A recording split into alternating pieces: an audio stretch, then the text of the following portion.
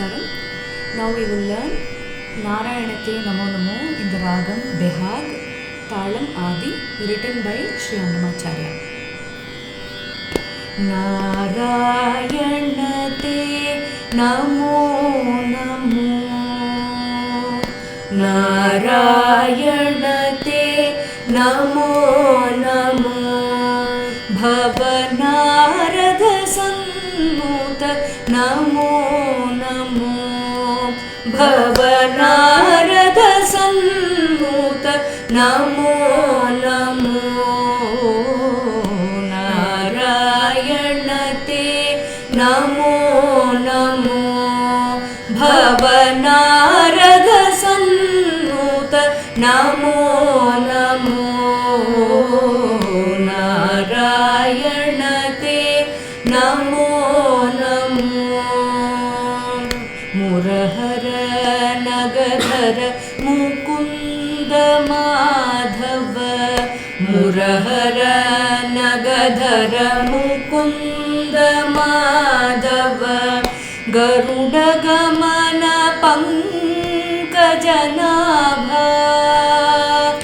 Garuda Gamana Pankajanabha, Murahara Nagadhara Mukunda Madhava, Garuda Gamana Pankajanabha, Murahara Nagadhara Mukunda Madhava, Garuda Gamana Pankajanabha, Parama Purusha Bhava Bandha Vimochana, Parama Purusha Bhava Bandha Vimochana, Naramraga Sharira Namo Namo, Naramraga Sharira Namo Namo, Namo Naramraga Sharira Namo Namo, Namo Naramraga Sharira Namo Namo,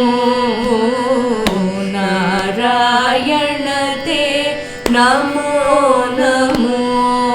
Bhavanarada Sanmuta Namo Namo, Narayanate Namo Namo. Adideva Sakalagama Pujita, Adideva Sakalagama Pujita, Yadava Kula Mohana Rupa, Yadava Kula Mohana Rupa, Adideva Sakalagama Pujita, Yadava Kula Mohana Rupa, Adideva Sakalagama Pujita, Yadava Kula Mohana Rupa, Vedodhara Shri Venkatanayaka, Vedodhara Shri Venkatanayaka, Nada Priyate Namo Namo, Namo Nada Priyate Namo Namo, Namo Nada Priyate Namo Namo,